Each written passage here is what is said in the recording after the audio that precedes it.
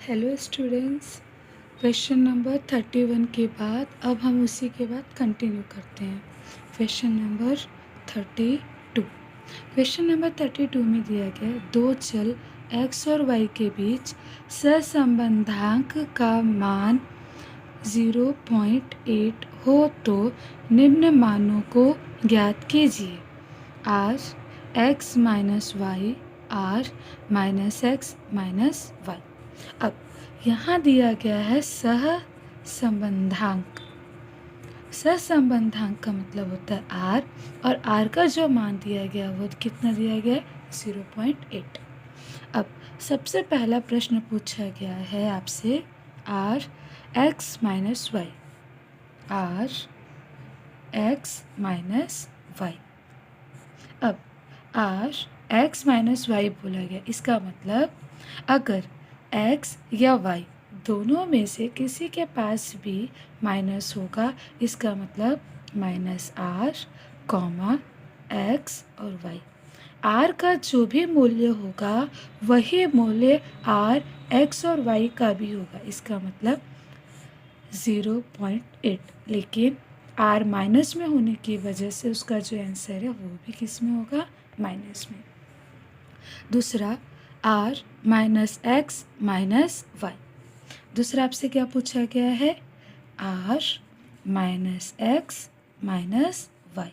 अब minus x और minus, अब ये दोनों माइनस में होने की वजह से जो माइनस माइनस वो कैंसिल होके क्या बचेगा, सिर्फ r x और y, और इसका आंसर भी क्या होगा 0.8। इसी के बाद आपका क्वेश्चन नंबर 33। क्वेश्चन नंबर 33 को अगर देखें, यदि x बराबर 30 दिया गया, x बराबर कितना दिया गया आपका 30।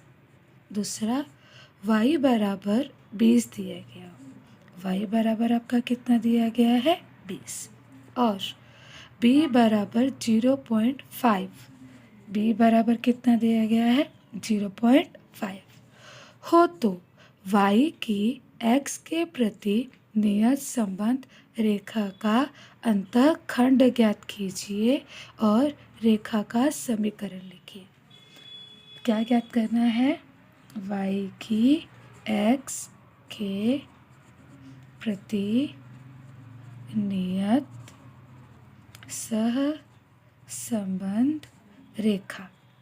अब यह इसका एक समीकरण होता है, वह समीकरण कौन सा है आपका, जैसे कि y कैप बराबर a प्लस बी एक्स। अब यह हल करने के लिए सबसे पहले हमें a ज्ञात करना है, उसके बाद हमें b ज्ञात करना है। a ज्ञात करने का जो सूत्र होता है वह होता है a बराबर y बार माइनस बी एक्स बार। हमने पहले से देखा हुआ है कि y बार का यहाँ पर कितना दिया गया है 20, x बार कितना दिया गया है 30।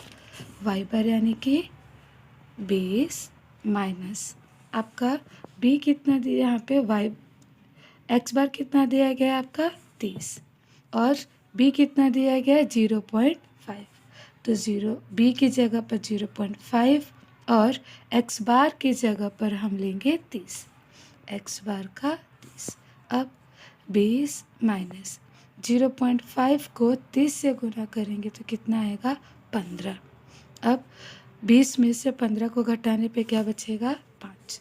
अभी यहाँ पे अगर ध्यान से देखेंगे तो हमारे पास पहले से b है, a हमने अभी निकाला, तो अभी समीकरण में हम रखते हैं a का कितना निकाला हमने यहाँ पर 5 निकाला है, तो a की जगह पर हम कितना रखेंगे 5 प्लस b कितना है हमारे पास 0.5 और x। और अगर हम ध्यान से देखें तो उस क्वेश्चन में हमसे क्या बोला गया, उस रेखा का समीकरण। अतः यही जो है y कैप बराबर 5 प्लस 0.5 x, यही आपका क्या होगा नियत सहसंबंध रेखिक समीकरण।